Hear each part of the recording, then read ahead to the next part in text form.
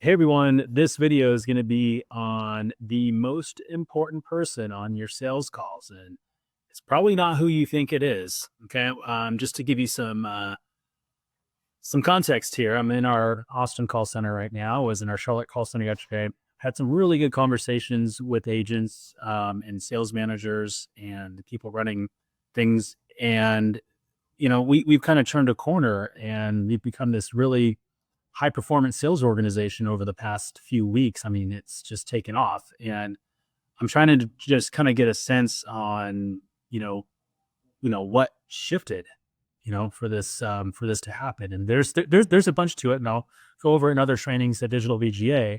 But one of the conversations really stood out with our general manager, Chad, from Austin. So, um, he has this question that he asks agents, like, who's the most important person on the call?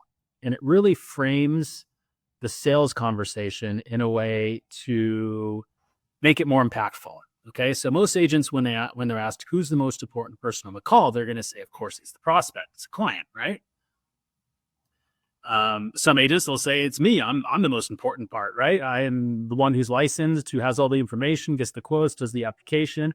I'm here to to get them off the back burner for them to make a decision and protect their family. I'm the most important one. But both of them are wrong. Okay, the most important person on the call is someone who's not even on the call. It's the beneficiary. Okay, the loved one who's going to be grieving one day, who's going to be left behind to pick up the pieces. So the entire reason that we're on the phone is to make sure that person, the beneficiary, is protected.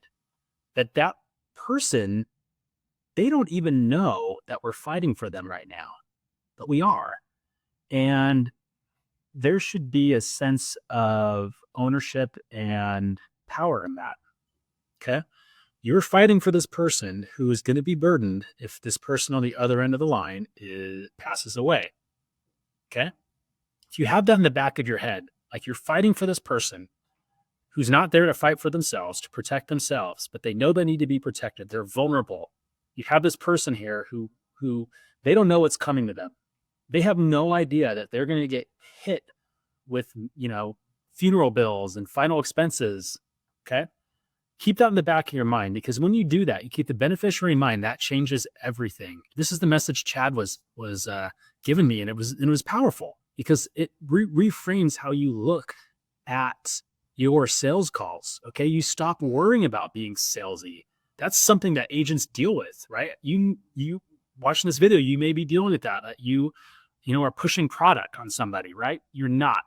Okay, if you keep the beneficiary in mind, you're doing something for someone, not to someone, if that makes sense. Okay, you're not trying to sell them a product. You're trying to protect someone. You're doing this for the beneficiary, right? So when you have that kind of, you see it through that lens, you don't really hesitate to ask the tough questions that a lot of the agents kind of tiptoe around, right? They don't ask the tough probing questions. They don't ask the tough consequence questions. They don't ask, they don't dig deep enough.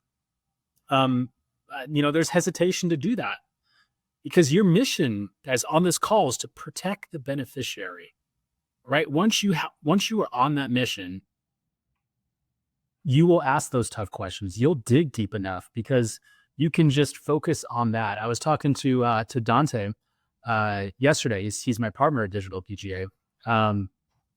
He was saying how when he was producing, he would just close his eyes, look down, everything, all the distractions were gone. It was just him, the person on the line, and the person they're trying to protect, right?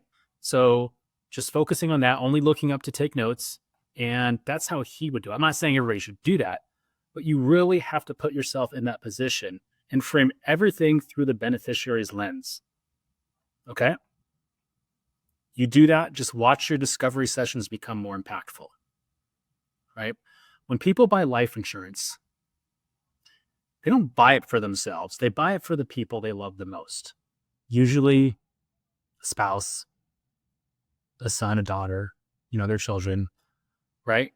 That's who we serve. We serve the people who are unprotected right now, the people who don't know what's coming to them when one of the people they love the most in this world leaves this world, and they're going to just be left with a burden.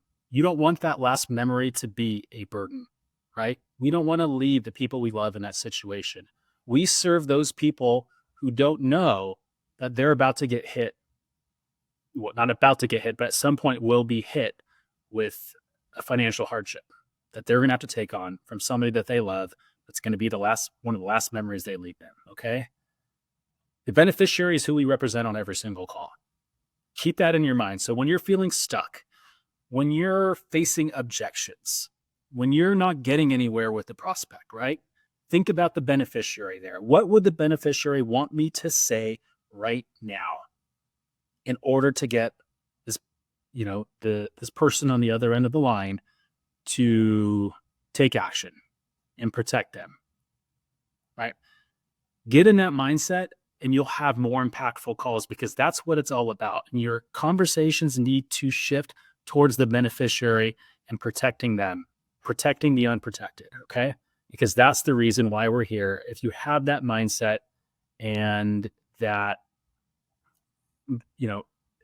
that vision of the beneficiary, you guys are going to be a lot more impactful. You're going to make a lot more sales and help a lot more families.